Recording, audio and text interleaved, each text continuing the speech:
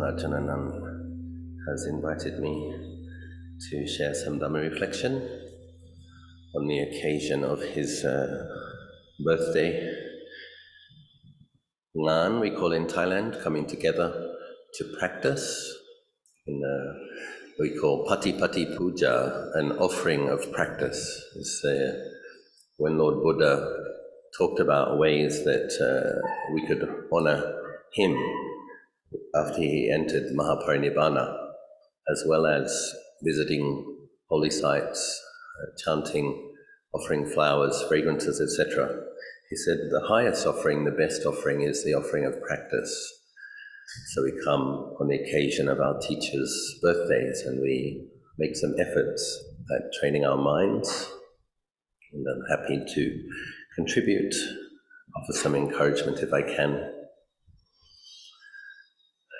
What I thought I might talk about today is some of the Anusati meditations, the other meditations that the Lord Buddha recommended for people that use the thinking mind, the reflective capacity that we have, because many modern people do have a lot of thinking when they come to sit. And we have breath meditation as our primary practice, and the Krubajans are often talking about Gamatana, the mindfulness of the body parts, investigation of the body parts as elements, and these practices that lead to deep insights that weaken and uproot the root defilements. But oftentimes, when we come to sit, if we've had a busy day, or if practice has slipped somewhat, the idea of diving straight into these gamatanas to try to uproot the defilements seems like a few steps down the track. We have to work with the mind as it presents itself. And so one of the things that we can do with restless energy or a compulsive thinking mind is to choose a reflective subject and then try to keep the thoughts within the parameters of that theme. So there are, in the chanting every day, we have Buddha Nusati, Dhamma Nusati, Sangha Nusati. So we need to make these practices real for ourselves. And the point is to use the thinking mind in a way that gives rise to a glad, bright, happy mind state. And then we'll find that it's much easier to be with the breathing, and then when the mind has some collectedness and peacefulness, to pick up a deeper investigative theme. So with regard to Buddha Nusati, we put some thought into, you can ask yourself,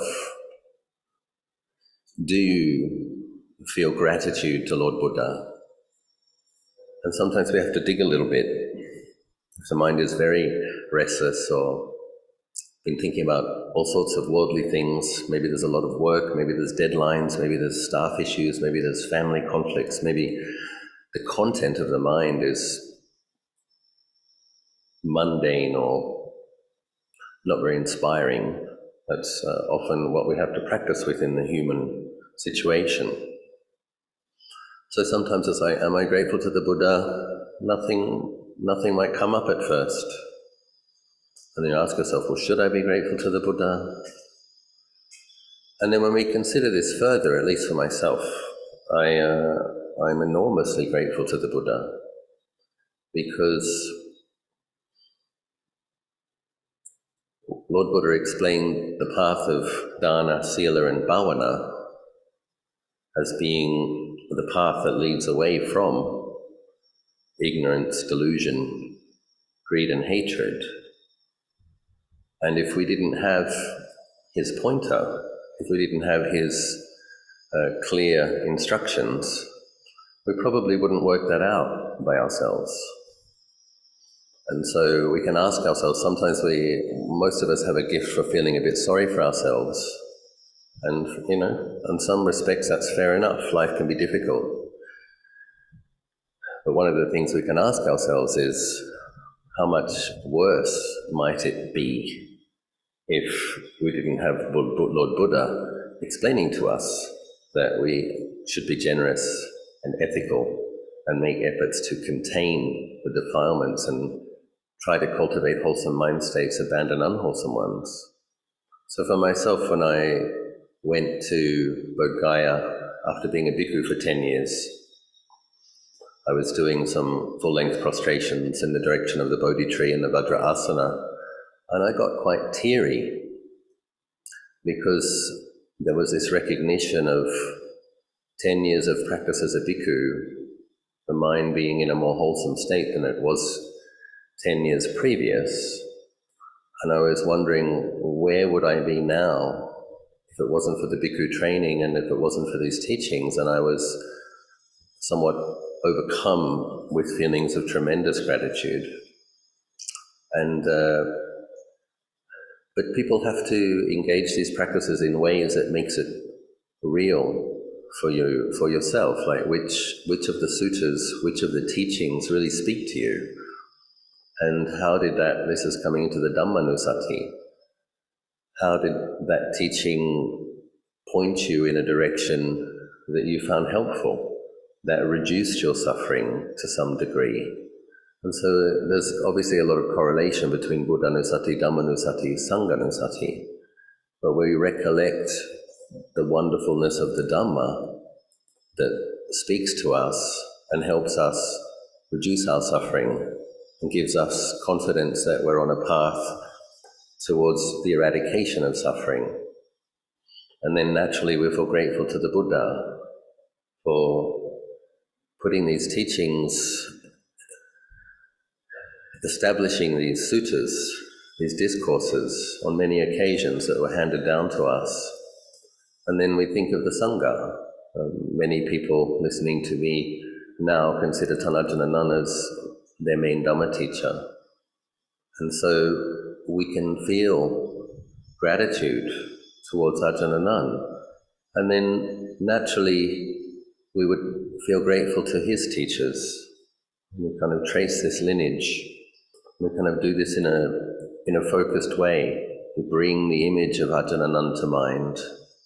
You think of the fact that he practiced very sincerely, got very good results, purifying his mind.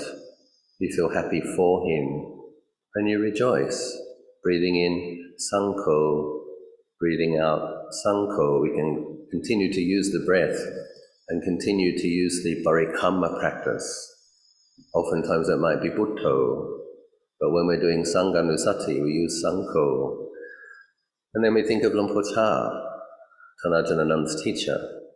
This morning Ajahn Anan was giving a Dhamma talk, and he was describing how he would often like to tape Ajahn Anand's Dhamma talks to listen to later and also to preserve for posterity. But sometimes he was so absorbed in a kind of rapturous appreciation for the Dhamma that Luang Por Chah was speaking that he would forget to bring out the tape recorder and forget to press record. So we think of how hard Luang Por Chah practiced and what tremendous benefit he brought about. And then naturally his teacher, Luang Por Mun, and how incredibly strict, disciplined, and he's almost like the archetype of an utterly pure, renunciant, forest-dwelling monastic. And we can just bring to mind this lineage of great practitioners that goes all the way back to the Mahasangha, the Savakas of the Buddha, in the time of the Buddha. Luang Por Anan often mentions that Luang Por Chah is in the same lineage as Mahakassapa because of his strict practice with the Dhutanga practices. So we can bring to mind, which of the great disciples of the Buddha do you appreciate? If you don't know much about them yet, it's good to do a little bit of study. Read that wonderful book, The Great Disciples of the Buddha, and become familiar. There might be, so oftentimes modern people will read something and we'll have that feeling of I read that, and we'll put it down and we won't think about it and we'll be on to the next thing. In training in these anusatis, which are oftentimes a samatha practice, it's actually about recollecting again and again and again. It's a process of familiarization, and we familiarize the mind with these meditation themes so that we can become adept at picking up a wholesome meditation object and brightening the mind, gladdening the mind, and becoming familiar and comfortable with that practice. So thinking of Luang Por Anan, thinking of Luang Por Cha, thinking of Luang Por Man, being happy for them, for their liberation, feeling grateful to them for their example of practice. And then all the way back, Sariputta, who was sometimes referred to as the wet nurse of the Sangha, training hundreds and hundreds of young bhikkhus to the point of stream entry, and then Mahamoggallana, who would help those hundreds and hundreds of bhikkhus to finish off their practice, attain to arahantship. When we go through, we read a book like The Great Disciples of the Buddha, there may be one in particular that we really feel a connection with, that we really appreciate. And that could be a bhikkhuni also. It could also be one of the great lay patrons, Visakha or King Bimbisara. And we become familiar with our favorite Sangha-nusati, objects of recollection, so that we now have that as a tool. I can bring this recollection to mind, I can apply my thinking mind, gladden the mind, and you'll find that if you cultivate practices like this, after 5-10 minutes, the mind is happier, the thinking is within wholesome parameters, and then you can incline the mind to watching the breath. The thinking gets less and less, the mind is happy, content to stay with the breath. And so this is how we use samatha practices, to incline the mind to be a little more peaceful, to truly be with the breath, and then we can explore some of the deeper investigative practices. Similarly, another wonderful book, The Life of the Buddha. We read that book and get these wonderful stories, and we recollect which occasions in the Buddha's life are we most moved by, what are we most touched by, and we can just recollect that again and again and again, and make the mind glad again and again and again. There's, of course, the other anusatis, Marananusati. Was the basis of Tan Ajahn Achalo's practice for the first 4 or 5 years of his bhikkhu life. He was quite adept at recollecting impermanence and death. And a lot of these practices, when cultivated, lead to the state of upajjhara samadhi, neighborhood concentration, a state which is described as touching on jhana. In upajjhara samadhi, there are only few thoughts and only wholesome thoughts, so they're of tremendous benefit. The Lord Buddha praises Marananusati, the recollection of death frequently, because it begins to weaken the grasping at permanence that the self-view is based upon, and it helps to ripen the mind for the deeper insights into not-self when we do the body contemplation and the contemplation on elements, for example. A practice less often talked about, which is appropriate for some people, is the practice of Devanusati, where you recollect the existence of devas who... It's good to keep in mind that in the time of the Buddha, Lord Buddha would have one watch of the evening for 45 years where he was teaching devas. He mentions that repeatedly. And a good number of those devas attained to paths and fruition. So there are many thousands, probably hundreds of thousands, of devas who attain to stream entry, once returner, and non-returner states. And so if a person believes in devas, sometimes you might see some very depressing news, and oftentimes these days there's not very inspiring news about monks and nuns, and one can get the sense that everything's falling apart and darkness is taking over the world, and it's all a matter of what we give our attention to, what we give our focus to. But if the mind does get dejected and falls into a bit of a negative, despairing state, if a person has the belief that beings exist in celestial realms, then we just bring that to mind, and you can use a little bit of imagination. In the realm of the four kings, the first heaven realm, I believe there are hundreds of thousands of stream enterer devas, beings whose minds are established on Dhamma, destined for Nibbana, who will not take a seventh birth, and simply rejoice in their existence. And you can go through the realms. In Dawatimsa heaven, I'm sure there are hundreds of thousands of devas who have attained, and these are part of the Sangha, not the Bhikkhu Sangha, but the Arya Sangha, the Sangha of those who have practiced well, practiced correctly, seen the Dhamma, destined for liberation. And if you train yourself in doing this, you'll notice when you start to think of the existence of millions of devas who are established in Dhamma, suddenly you don't feel quite so lonely. Suddenly the world doesn't seem so dark. There are millions of noble-minded, wholesome-minded beings with radiant minds. And Lord Buddha says about Devanusati that those who think of devas with affection become dear to the devas. The devas draw near to them and offer protection to them. And so that's another nice thing. Now, Devanusati, Lord Buddha did explain that it was for people with a faith proclivity. It was for people who believe that they actually exist. And sometimes I meet people in Thailand modern people, younger people, who don't believe in devas or are not sure about the next life. And then I'll usually ask them, yeah, but do you believe in ghosts? And 9 times out of 10, they believe in ghosts. And that's very interesting. So I said, okay, so if you're not sure that there's a next life, and you're not sure that there's a deva, but you're really sure that there are ghosts, that's interesting. And I asked them to consider, if there are ghosts, then there must be a future life. Consciousness didn't stop when the body died. If the ghosts are receiving the results of negative karma or dying with a not clear mind state, then beings who died with a clear mind state, who had many merits, probably went higher. And then we begin to consider the probability of the fact that karma, the law of karma, is at play, and that there are ghosts and devas. Of course, when there are ghosts and devas, this opens up the probability that there are also hell realms, beings in hell. It's an interesting subject, Devanusati, because some people really, really like it and have a lot of faith, and they can get a bit lost in it. It's almost like the people that should do Devanusati often don't.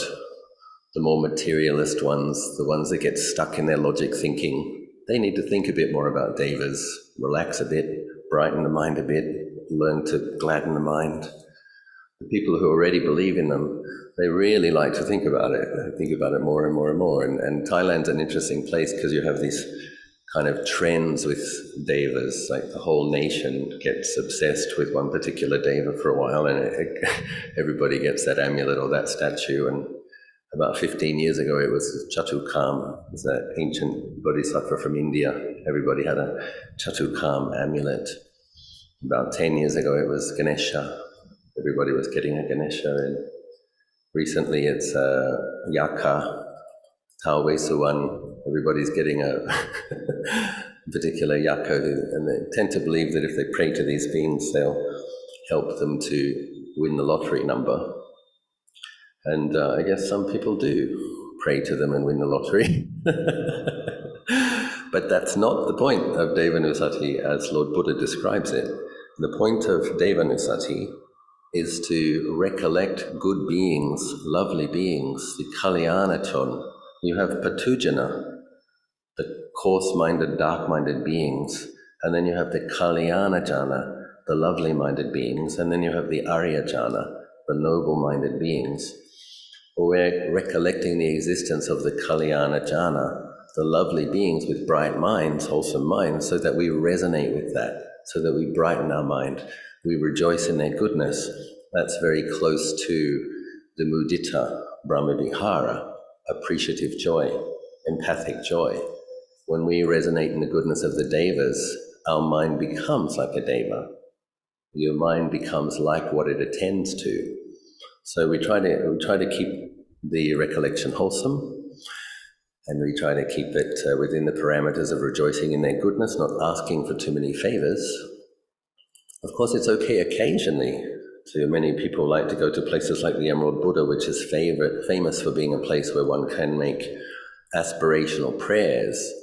And going and making prayers like, may I continue to meet well-practiced practitioners, may I find good Dhamma friends, may I have opportunities to practice Dhamma so that I may grow in insight and samadhi. That's all very wholesome, and making such aspirations is skillful.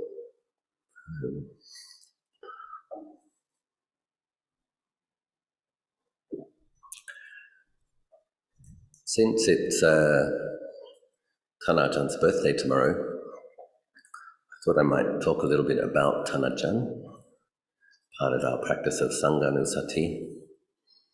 My practice of Sanghanussati, when I was a one-pansa bhikkhu, I went to the Emerald Buddha, and I had good teachers, Tan Ajahn Pasano, Lumpur Samedo, Ajahn Jayasaro, my Western English-speaking teachers, all good teachers, and coming primarily from a wisdom approach, explaining teachings intelligently, logically, made good sense, and their teachings helped me to develop faith in being a bhikkhu and to make it for those first few years. But I also, at that time, I would say I was rich with suffering, had a lot of challenges, and I felt that I needed more help. And so I went to the Emerald Buddha and I made the aspiration, if there is a great master in Thailand that I have karmic affinity with, that it would be helpful if I trained with that person, may I meet them, because I'm interested to be a bhikkhu for the remainder of my life, but I don't know if I can tolerate my mind states. I don't know if I didn't have by that stage any doubt in the teachings of the Buddha. I didn't have any doubt in the existence of arahants or the goodness of arahants. What I had doubt in was whether or not I would be able to patiently endure my own painful mind states. And so I needed some help at the age of 23. And so I went off to a jungle area on the border of Burma, Samlaksong Daodam, where Ajahn Siripanyo is the abbot these days. And I was there for a couple of weeks. Ajahn Kalyano was there, Ajahn Sudanto was there. He was Tan Sudanto at the time. Myself, I think there were 3 or 4 of us. And Ajahn Anan actually came into that jungle area on the border of the Burma. It was the only time that he went there. And he came with 5 monks. And I was able to have some chats with him. I believe he stayed 4 nights, if I remember correctly. And so Tan Ajahn was 44 years old, 25 years ago. That's when I met him, still quite a young man.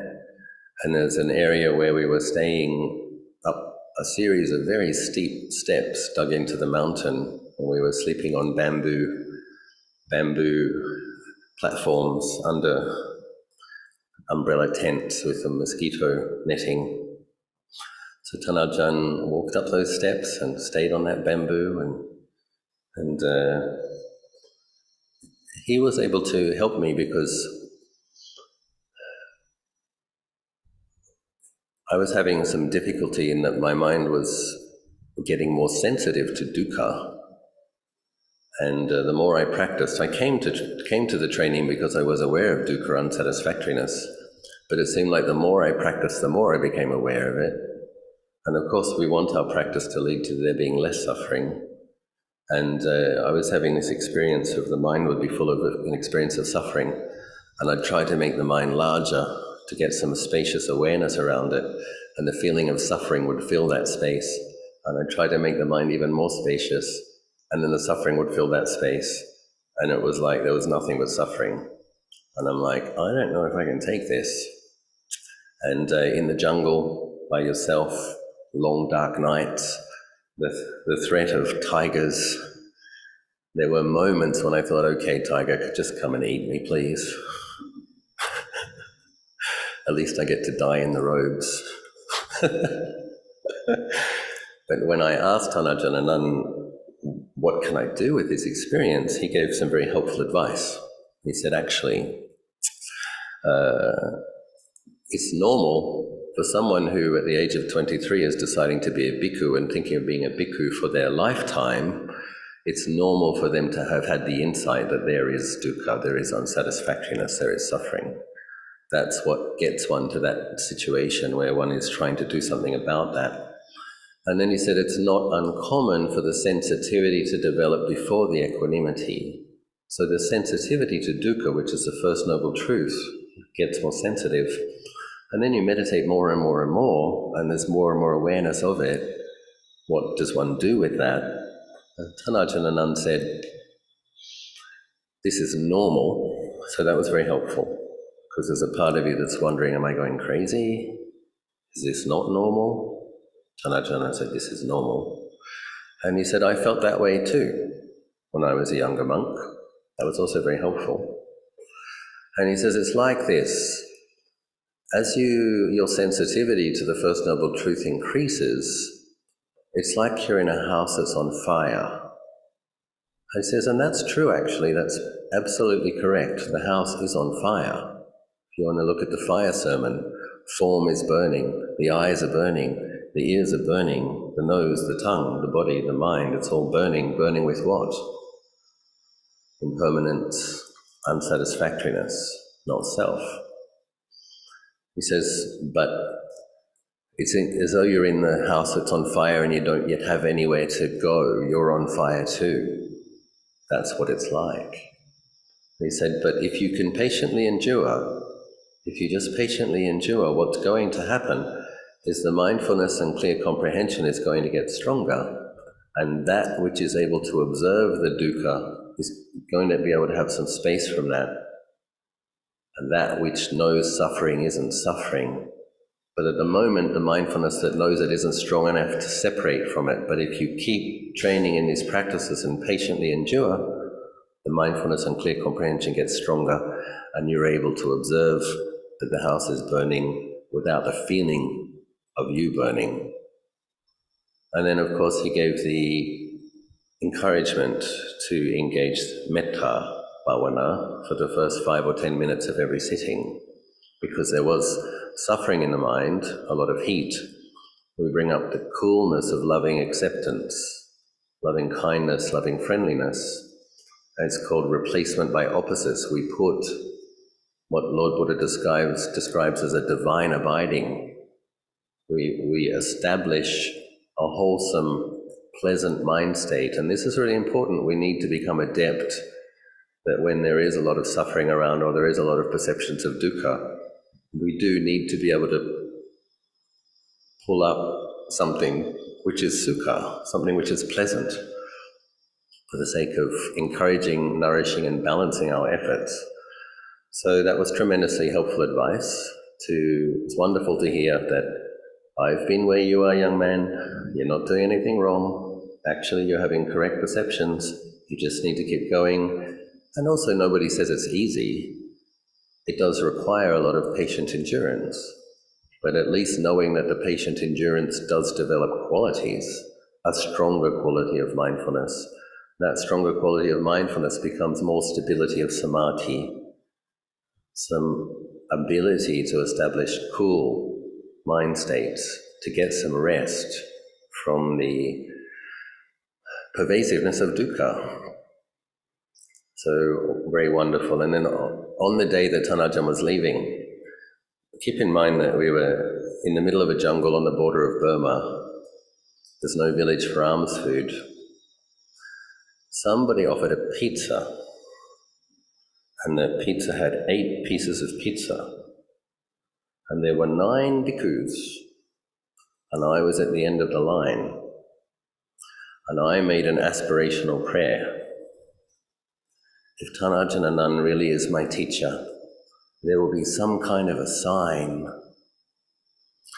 And as it happened, Tan Ajahn Anan put his piece of pizza on his bowl lid, and he told the monks, "You give that piece of pizza to Ajahn Achalo." So I got the piece of pizza, and I thought, Ajahn Anan is my teacher. Anyway, maybe I just gave it more meaning than it had. But at the very least, Tan Ajahn Anan was kind. He gave the bhikkhu at the end of the line his piece of pizza. I still recollect those occasions, the fact that Tan Ajahn Anan came into the jungle after my aspirational prayer at the Emerald Buddha, and the fact that he gave me his piece of pizza. And then I asked him, Tan Ajahn, do you think I have enough merit to continue in this training? And he looked at me and he says, "You have merit, Achalo." And I think that's nice. Because you don't feel like it when you're really suffering. You're not sitting there thinking, I have great merits. Even if you do, when you really have a look at the pervasiveness of the dukkha laksana, the dukkha characteristic, it's serious. And we have to learn how to, Lumpo Panyawaro, the senior disciple English monk of Lungta Mahabua, he said it's actually good that beings, when they first come to practice, don't see the full extent of dukkha straight away, because they'd go mad. He said it's actually good that the ignorance gets a little bit less and the sensitivity gets a little bit more, and people slowly see. Because what has to happen is when we see dukkha, if we have the foundation of the generosity and the ethics, and beginning to get more sati and more samadhi, is the mind comes inward. And that's really important. When you look at the last paragraphs in those first 3 teachings, the Dhammacakka Sutta, the Anatta Lakkhana, the fire sermon, the process is explained that weariness arises, dispassion arises, and that experience of weariness and dispassion can be intense. But you really need to look at the next sentence. Through the weariness, through the dispassion, the mind is sobered, purified, liberated. It's because we perceive things as being sukha that aren't sukha that we cause ourselves suffering. And if we see dukkha for what it is, the mind wakes up, turns inwards. And as Lord Buddha says in other suttas, it is within this fathom-long body that liberation occurs. It's not at the end of samsara, which can't be found. It's not at the highest heaven realms. It's within this body. So the mind, being sobered from its delusions and its fascinations, comes inwards. And then it's, as Ajahn Anan was saying in this morning's Dhamma talk, when you have mindfulness, when your mindfulness is good, he says Nibbana can seem like it's so far away. But when you have good mindfulness, Nibbana is very close. And so mindfulness is occurring within your body. Mindfulness of the body as a body, feelings as feelings, mind states as mind states. When you have this good quality of mindfulness, Nibbana is close. You practice consistently, you begin to have some vipassana insights into these deeper truths.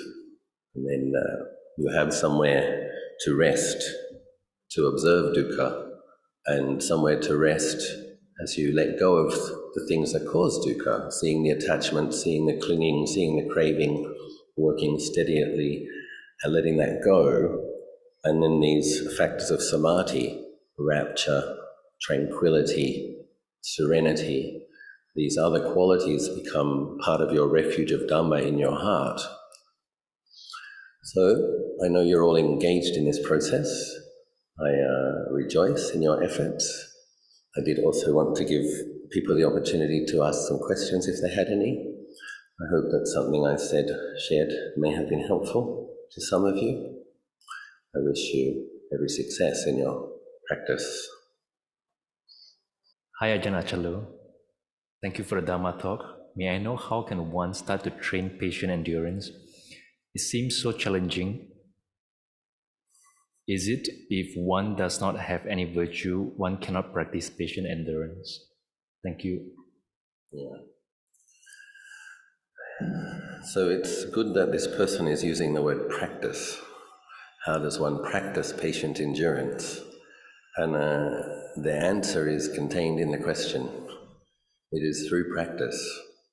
So nobody comes to the meditation practice and says, I'm going to be patient, and with that kind of positive affirmation, it's possible. What brings about patient endurance is enduring patiently. That's the only way. It is also true that if a person is virtuous, it's just easier to spend time with yourself when you have freedom of remorse.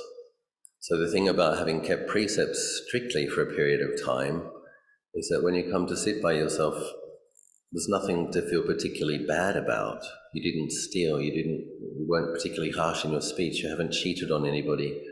You feel okay about your goodness. And we can recollect our goodness and we can recollect our efforts as a way of encouraging. That's the Chaganusati, the Silanusati, recollecting these things. And that helps us to be with it. But sometimes it's not good to try to do too much all of a sudden, because then people can get disheartened. I like to encourage a slow but steady plodding forward but never stepping back approach. So if you can only sit 15 minutes, when you increase it to 20. Once you've established it at 20, you increase it to 25. Once you've established it at 25, you increase it to half an hour. And you keep increasing. And what happens is that once you can do that, you'll probably find that after 20 minutes, there'll be many days that the mind just becomes peaceful at 20 minutes, and the next 10 or 15 minutes isn't difficult to sit with. But we have to, very important to practice consistently. So if you don't yet do much formal sitting, you have to be absolutely ruthless in a way to do it every day and then increase. I'm sure most people doing this retreat are already sitting every day. So then I would recommend 2 or 3 sessions a day of half an hour to 40 minutes, because what that's going to do is it's going to increase the general level and quality of the mindfulness. And then once you have that better quality of steady mindfulness and a consistency of practice, then you can increase it from 30 or 40 minutes to 45 minutes, 3 times a day, from 45 minutes to an hour. But you want to be doing it in that kind of a steadily progressing, so that you develop the tools in part of your process so that your growth will be ongoing and consistent rather than stops and starts, 1 step forward, 1 step back. So, and it's good to keep in mind that even Lumpur Anan, Lumpur Cha, Lumpur Man, and the Buddha started as ordinary beings many thousands of lives ago that had challenges like this. That's how it starts. And we have to start at the beginning, but we keep going. And then those times when you are sitting and there isn't a lot of resistance and you are quite patient, it's really important to notice that and give yourself a pat on the back and rejoice. We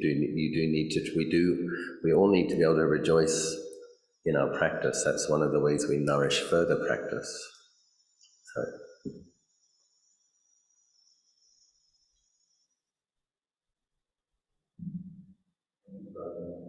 Follow up on that. Virtues mean higher moral standards, high moral standards? How can one develop virtues? Thank you. So we're supposed to be keeping the 5 precepts at the very least, and at the same time, having said that, it is a training. So wherever you are, whatever your habits are, you look at those 5 precepts as your reference. This is what Lord Buddha says is the standard for a good Buddhist. This is the standard.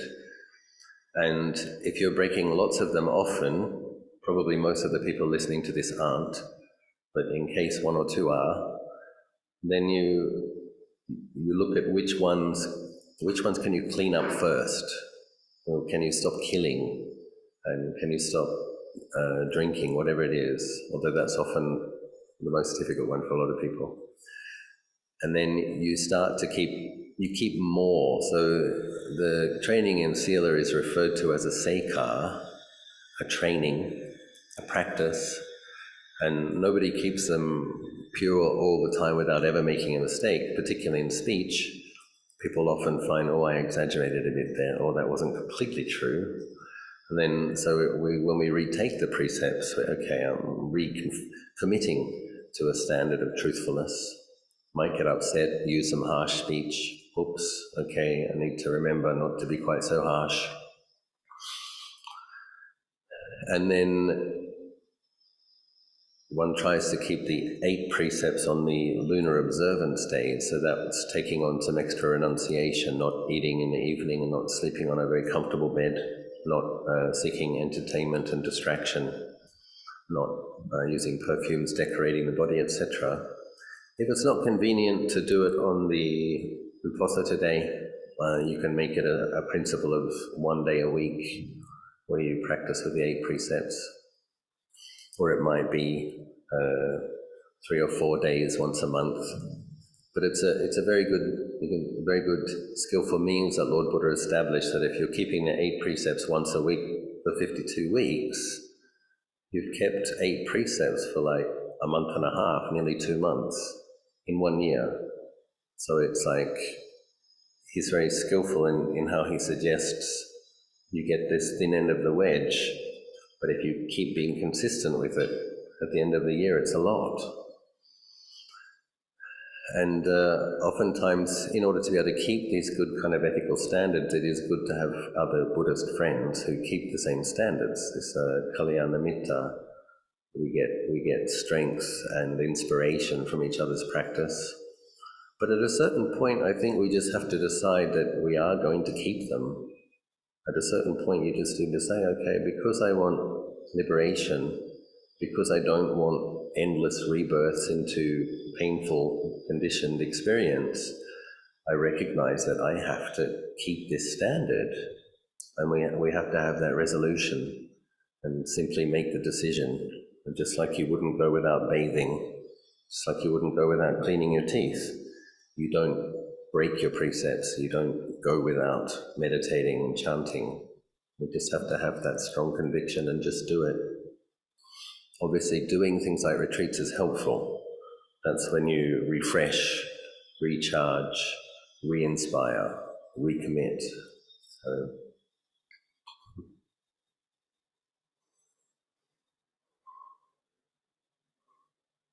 Thank you, Ajahn.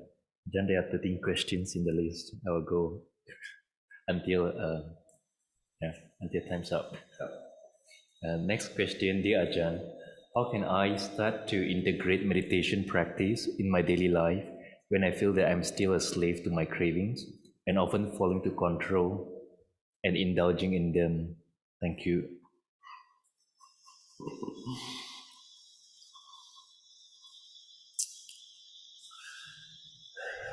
it is difficult for people in the modern world, I think particularly if people live in an urban environment where there's, and particularly in Southeast Asia, where there's delicious food everywhere, 7-Elevens on every corner.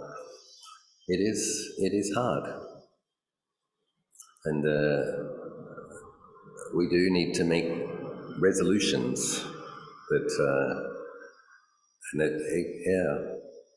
but as this person used the word slave to their cravings, so because we don't want to be a slave to our craving, we have to put up a fight. And this is where you have to make resolutions, and then you have to keep them, because it's when you keep your resolutions that you develop the inner strength to do more. So it's a bit like plodding. If you make the resolution, you really need to keep it. And if you break the resolution, you need to make some kind of gesture of making up for it. You do that for your own self-respect and dignity so that you can build a confidence. But you don't try to attack everything all at once. Don't try to go from someone who's a slave to their cravings to trying to be Lumpur Man as of Sunday. I'm going to eat one meal a day, never go to the 7-Eleven, stop wearing fragrances, whatever. Slowly, okay, how many ice creams a week, how many cappuccinos a week? Can I reduce it? How many meals a day? 3 main meals, 2 snacks. Can I reduce the snacking? It's like you look at it, you look at the quantitative amount of how much you're acting out sensuality, and you start scaling back in a way which is doable. But you keep going, and hopefully what occurs is the extra clarity that you get and the spare time that you get, because you're not as busy running around following all your cravings, that you'll see the result of being less sensual, being less compulsive, acting out these things less. And what should occur, and this is encouraging, is that feelings of contentment, well-being arise in the mind by themselves without, as a result of the ethical behavior and the generosity and the sense restraint, that need to keep filling the hole with sensuality gets less. So slow and steady, but determined. Good luck. Dear Ajahn, I recognize there's some suffering although I practice metta meditation. How can I apply metta to myself and others and really mean it when it comes to practicing in the Sangha community? There's a difficult member in the Sangha, and at best I can only keep a distance from him or her. Am I practicing metta well just by being aware of the other while still suffer the feelings and had to remind myself to do no harm to the other or myself whenever I meet this member? Maybe my metta training is being tested and I need some directions. My question is, saying may he or she be well is not working, at least in my case, it seems. Can you advise some ways to help myself through this? Thank you. So yes, when we engage the metta practice, you don't start as a metta superhero, and you don't start as somebody who's realized emptiness. So there is self, there is other, and conventionally speaking, the metta practice is a good foundation for developing insights into not self, but that's a gradual process for most people. And so as the training is explained, one cultivates loving kindness for oneself and then for the beings for which it is easy to have loving kindness for. That is the foundational stages. And then one goes from that to including larger numbers of neutral beings. And you actually train in being able to hold in mind all of the people that you feel neutral towards, and larger numbers of those. And the difficult people, what is the category that's referred to as the difficult people, is considered an advanced stage. And so knowing that this person is a difficult person for you, and knowing that it's best for you if you can avoid them, I would say that's okay. It's okay. Yeah. This is where you're at. And you keep working on the power. But one practice that you work on making your metta more powerful so that one day you'll be able to have it for the difficult people. One practice that I found helpful is, because you don't want to feed the contentiousness and you want to be aiming some kind of positivity in the direction of the difficult people. So one practice that I found helpful is after I do something which is meritorious, something that's good karma, I just quickly dedicate that merit to that person. I dedicate the merit of this activity to so-and-so. And you just do it for a second, and then don't think about them anymore. There's just like this little bit of positivity. Okay, don't think about it too much. But when you do think of them, you're giving them some positive energy. And I've found that this can change the dynamic a bit. So that at least when you think of that person, there's some association with all of those good things you did and nice thoughts you had, the merits you dedicated towards them.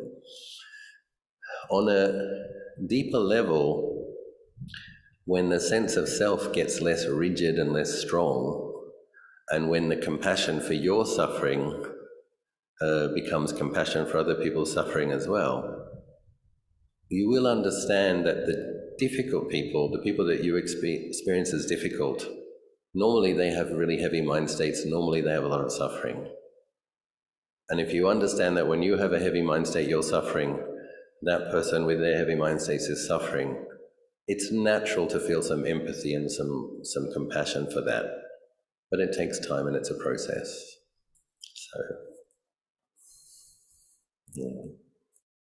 I was listening to His Holiness giving some reflections in Bodh Gaya back in December. And obviously he's an advanced metta and compassion teacher, practitioner. And he says when he sees someone with particularly heavy mind states, he instantly, automatically has more compassion for that person because that person needs it more. But that's advanced. But it's nice to know, it's nice to be reminded that the difficult people need more compassion. So. Thank you, Ajahn. Ajahn, the questions from Sister Linda. Thank you, Ajahn.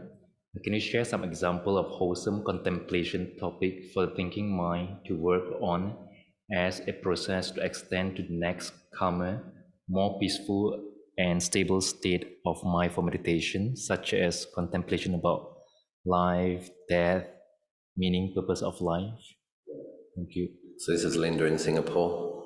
So Linda in Singapore does have faith in the existence of Amitabha Buddha and of Kuan Yin and of Maitreya. So things like this, and Linda does have respect in Sangha, good practitioners. So it's all of those, thinking of Shakyamuni Buddha with gratitude, thinking of Amitabha Buddha with gratitude, thinking of Kuan Yin with appreciation. And but one really needs to hold the perception and get the feeling of deep, loving appreciation, gratitude, respect, faith, all of those wholesome qualities, like just really hold that in the mind. And then as a practice, because I know that Linda does her Amitabha Sutta often. Linda has also been to Bodh Gaya.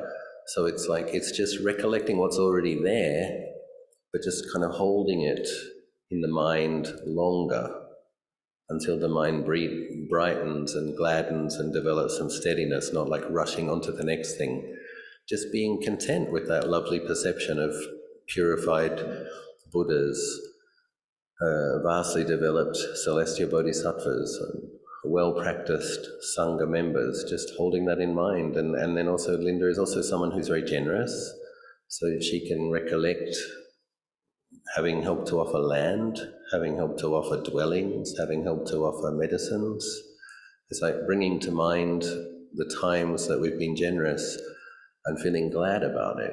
So it's not just, okay, I was generous once and that's in the past. It's like you recollect the merit, and that merit then brightens the mind, produces more merit. It's like a merit multiplier. When you recollect the merits you've made and feel glad about them, content about them, rejoice in them. So I know that Linda is a person with a fast mind, a lot of restlessness. So it's like, it's a matter of just holding it, developing some skill in holding it, and until the mind becomes more adept, more capable of being a bit more still. But they're very happy contemplations for someone who has faith. It's thinking of the Buddhas, the bodhisattvas, the arahants, the holy sites, wholesome activities. It's a lot of mental pleasure if we train ourselves in it. Thank you, Ajahn. Ajahn, the house on fire that Ajahn spoke of, if one is sucked into the fire and jumping around to get out and can't, what should one do? Thank you. So we're all in the fire and we're all trying to get out, and we're all engaging the process. So it's the generosity, it's the committing to the ethical precepts, it's the commitment to the daily practice. This is what is getting us out of the burning house. It's lowering the flames a little because we're not feeding the greed and the hatred. And it's cultivating the integrity and steadiness of mind to be able to get some space from it. But that's where we're all engaged in that process, and have to know it's normal and keep trying, keep going. So. Thank you, Ajahn. Hello, Ajahn Achalo. How do we train to rejoice in others and others' good fortune when we're having a bad time in our life? Thank you. Yes.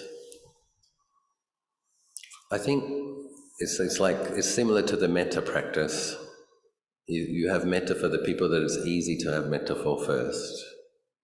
So when it comes to rejoicing in the good fortunes of others, well, think of somebody that you actually like, and somebody that you actually want to be happy, and somebody who is experiencing good fortune, and then you rejoice in that one person's good fortune, that one person's happiness, and you make the wish, may they not be separated from that happiness.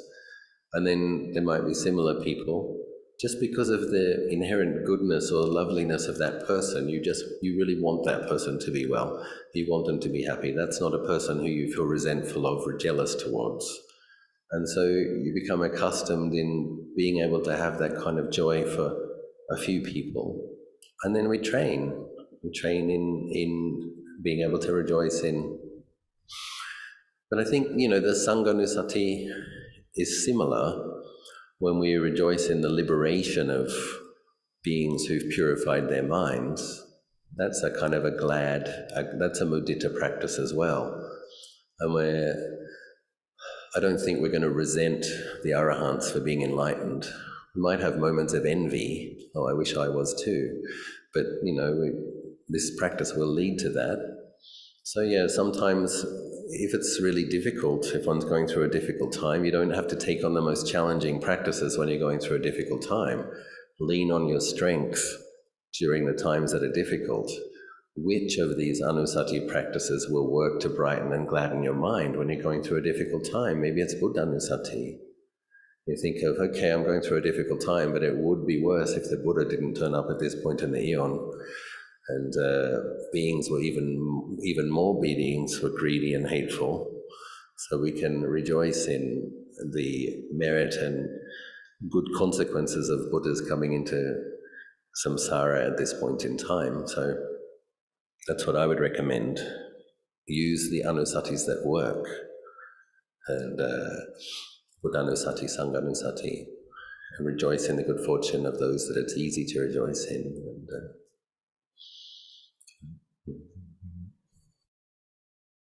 Dear Ajahn, what is your advice on doubt regarding which tradition to follow?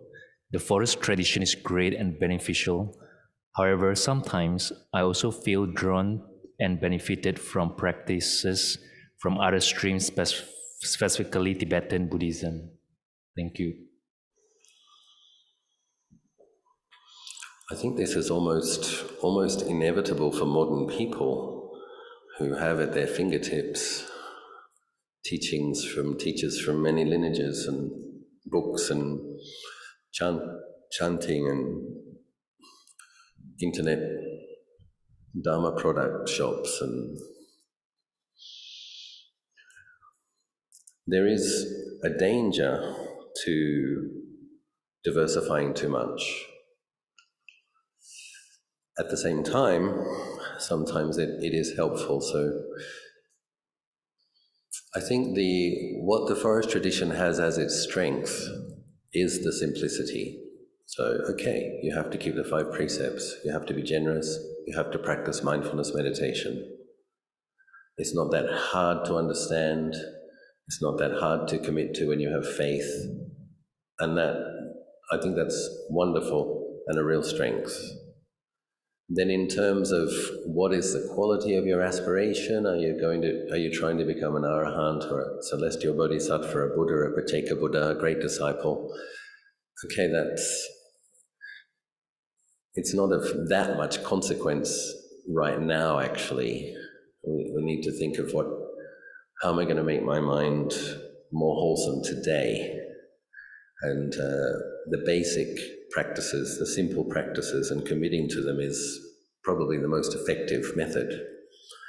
But even for the Theravadan practitioner, as I was talking about earlier, for those who have faith and for those who find it gives joy to recollect celestial beings, that's when the practices in the Mahayana and Tibetan tradition can be a very helpful supplement, something that is complementary if you want to think of celestial Buddha. But for some people, if they really do believe in Amitabha Buddha, for example, or Kuan Yin Bodhisattva, as many Southeast Asians do, when they think of the existence of such a being, it gladdens and brightens their mind.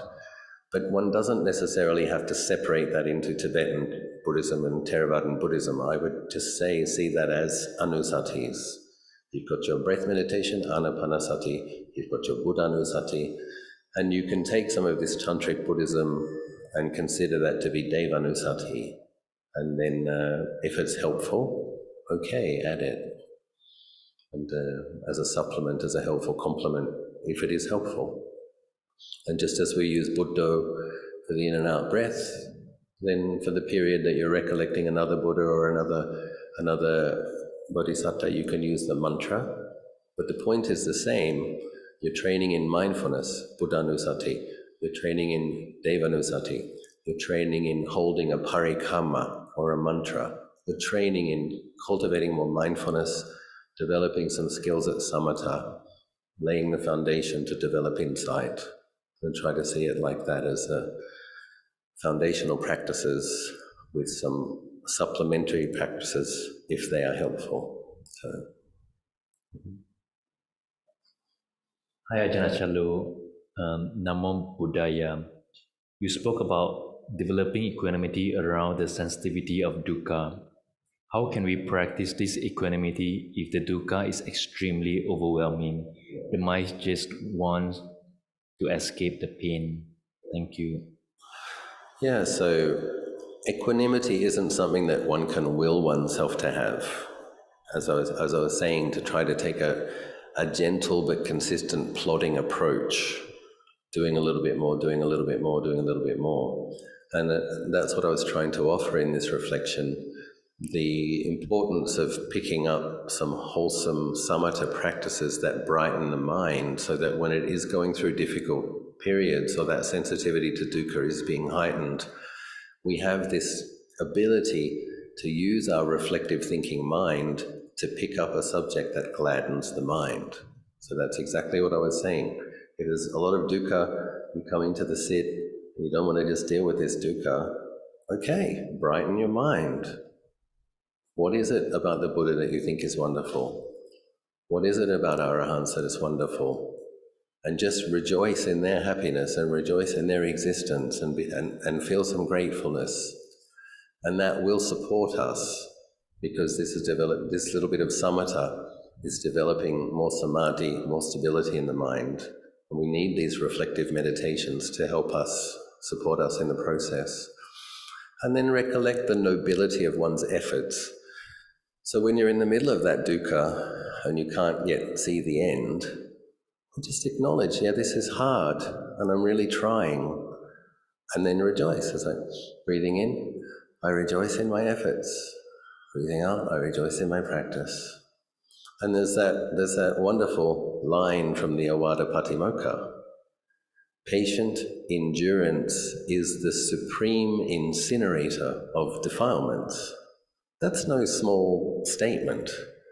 And it's a really wonderful statement because it says to us, what you're doing serves a purpose, has a function, is helpful. Of course, when you're in the middle of that process, it feels like the kilesas are incinerating you. But the Buddha says, if you're patiently enduring with them, actually you're incinerating them.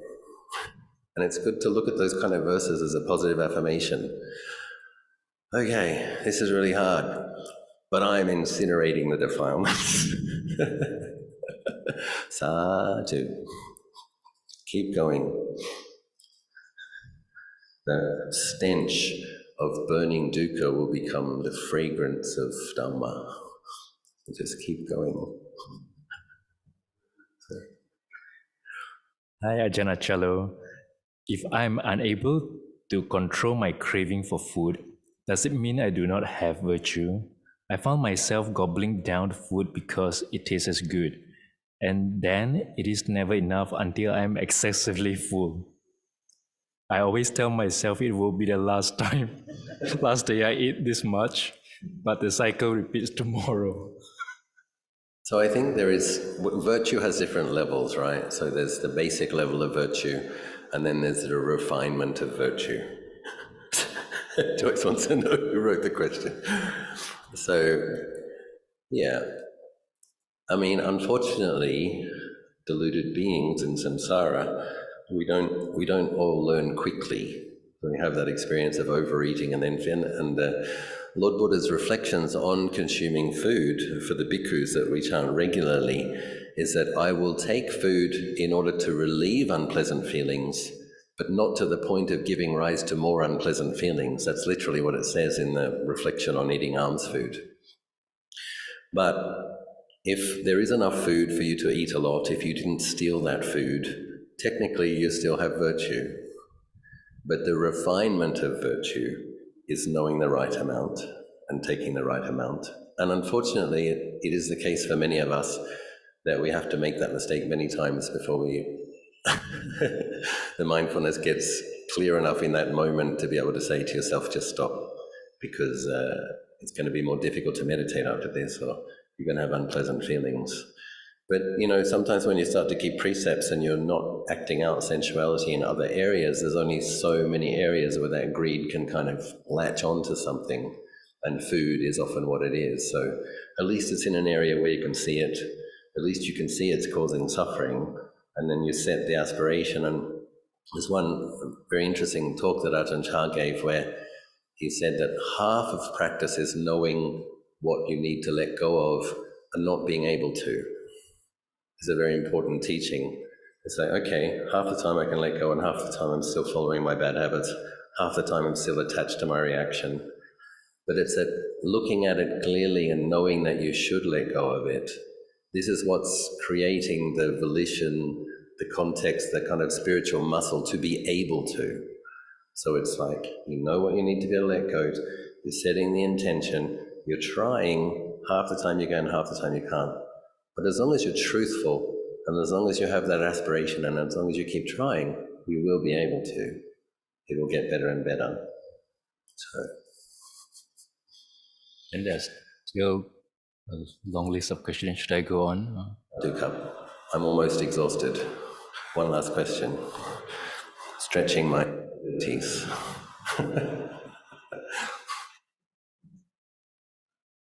Ajahn Achalo, could you give more detail about how to make an aspiration for one's next life? Example, to be born into good Buddhist family with Aryas and Arahant teachers around, etc. Thank you for a wonderful talk. Okay, so this person, it almost sounds like this person already knows what they aspire for.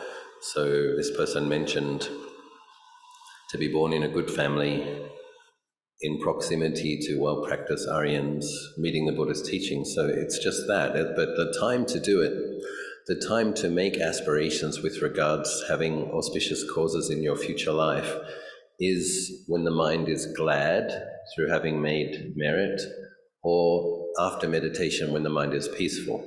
That's when the aspiration has some power. So you make your mind as peaceful as you can, and then you finish your meditation.